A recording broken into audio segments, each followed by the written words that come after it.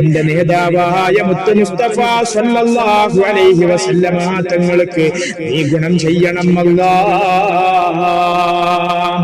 ഏത് സ്വലാത്ത് ചൊല്ലുന്നവരാണെങ്കിലും ആ സ്വലാത്തിന്റെ പദാനുപാത അർത്ഥം അറിയണമെന്നില്ല. ഈ നിയ്യത്തോടുകൂടെ ഏത് സ്വലാത്തുകൾ ചൊല്ലിയാലും അവനിക്ക് ഈ സ്വലാത്ത് കൊണ്ട് വലിയ വിജയം ലഭിക്കുന്നതാണ്.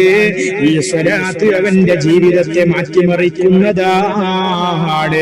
ഈ സ്വലാത്ത് അവനെ നന്നാക്കി തീർക്കുന്നതാണ്. എത്ര കേടുവന്ന മനുഷ്യനാണെങ്കിലും ഈ നിയ്യത്തോടുകൂടെ സ്വലാത്തങ്ങ് ചൊല്ലിക്കഴിഞ്ഞാൽ അവന്റെ മനസ്സങ്ങ് മാറുകയാണ്. അവന്റെ മനസ്സ് മദീനയിലേക്ക് അടുക്കുകയാണ്. അവന്റെ മനസ്സ് ഹബീബ് സല്ലല്ലാഹു അലൈഹി വസല്ലമ തങ്ങളിലേക്ക് അങ്ങ് അടുക്കുകയാണ്. ഹബീബിലേക്ക് മനസ്സങ്ങ് അടുക്കുന്തോറും അവൻ അല്ലാഹുവിലേക്ക് അടുത്തുകൊണ്ട് അവന്റെ ഈമാനിന് ശക്തി വർദ്ധിക്കുന്നതാണ്.